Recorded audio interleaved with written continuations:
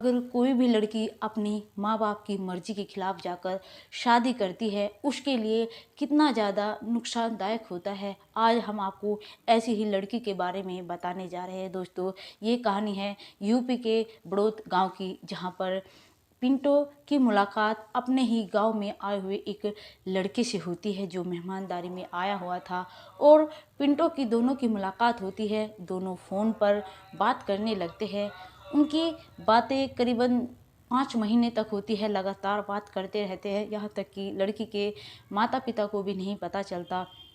लेकिन जो लड़का है, लड़की के साथ में कस्में वादे खाने लगता है और कहता है कि मैं तुमसे बहुत ज़्यादा प्यार करता हूँ, मैं तुम्हें कभी भी किसी चीज़ की कोई कमी नहीं आने दूंगा, बस मैं तुम्हारे साथ में अपना जीवन गुजारना चाहता हूँ, तुम्हें मैं बहुत ज़्यादा खुश रहूँगा। इधर पिंटो जो है, पिंटो भी उस लड़के की बात पर यकीन कर लेती है। उस लड़के का नाम मनीष है, कि मनीष की बातों पर इतना ज़्यादा विश्वास कर लेती है, यहाँ तक कि अपने माँ बाप का प्यार भी भूल जाती है। उस लड़के के प्यार के आगे वो अपने माता पिता को नहीं बताती कि मैं किसी लड़के से प्यार करती हूँ।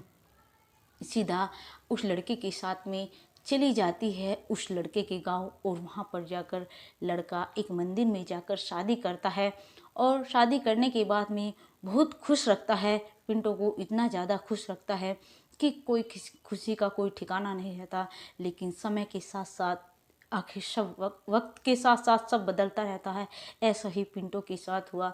जैसे धीरे धीरे समय बदलता जा रहा था, समय आगे बढ़ता जा रहा था, जो पिंटो है वो माँ नहीं बन पा रही थी। लड़के ने हालांकि कई जगह दिखाया, लेकिन कहीं से भी जो लड़की है उसकी कहीं से भी मतलब आराम ही नहीं लग पा रहा था। इधर जो पिंटो है, जो उसके सास ससुर है, जब ये सब देखते हैं कि इसकी कोई संतान भी नहीं हो रही है, तो उसे परेशान करना शुरू कर देते हैं। इधर जो अपने बेटे को भी कहते हैं मनीष को, ऐसे का रख कर क्या करेगा जो तुम्हें संतान भी नहीं दे सकती।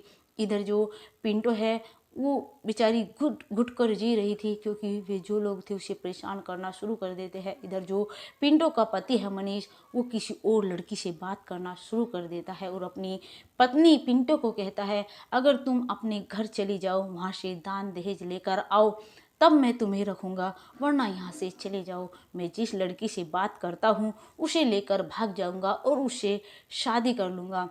क्योंकि उसके लिए कोई बड़ी बात नहीं थी, क्योंकि पिंटो को भी उन्हें इसी तरह से भगाया था। जो कोई एक बार कर सकता है, क्या वो लड़का बार बार नहीं कर सकता? हाँ, कर सकता है। दोस्तों, पिंटो की कहानी सुनिए आगे।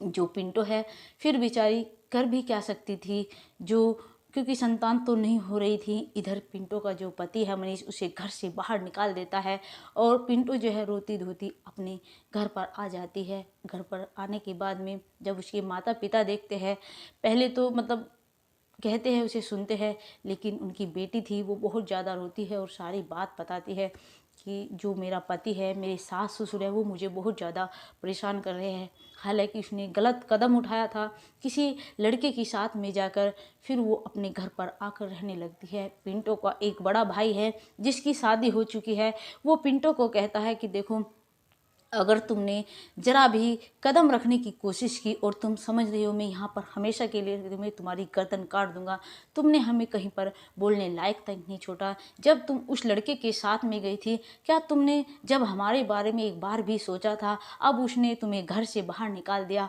अब तुम्हारी अकल ठिकाने आई है। दोस्तों, ये बात भी सच है, लड़की को 100 बार सोचना चाहिए। उसने ऐसे लड़के के ऊपर भरोसा किया जो सिर्फ 5 महीने हुए थे, और माँ बाप ने 20 साल तक पाला पोसा, इतना बड़ा किया। क्या माँ बाप अपने बच्चों के लिए कभी बुरा चाह सकते हैं? नहीं, माँ बाप अपने बच्चों के लिए हमेशा अच्छा ही सोचते हैं और अच्छा ही सोचते हैं। क्योंकि जो पिंटो है, अब वो पछता रही है और प्रशासन के पास जाकर मदद की गुहार लगा रही है कि मुझे किसी तरह से मदद मिल जाए, क्योंकि वो मनीष से अब भी बेइंतहा मोहब्बत करती है और उसके साथ में ही रहना चाहती है। इधर जो मनीष है, वो पिंटो को नहीं रखना चाहता।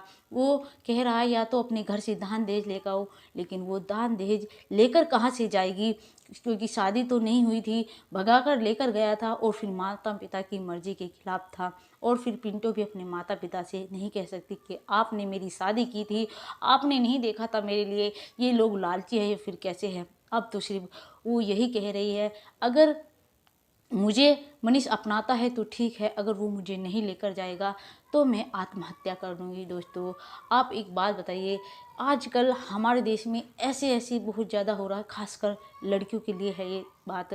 जो लड़की किसी के भी बहकावे में आ जाती है, किसी से 4 दिन बात कर लिया, लड़के ने कह दिया कि हमेशा खुश रहूँगा, मीठी मीठी बात कर ली, उनकी बातों में आकर अपने माँ बाप को भूल जाती है और फिर जो लड़का है वो उसे यूज करता है और फिर घर से निकाल देता है।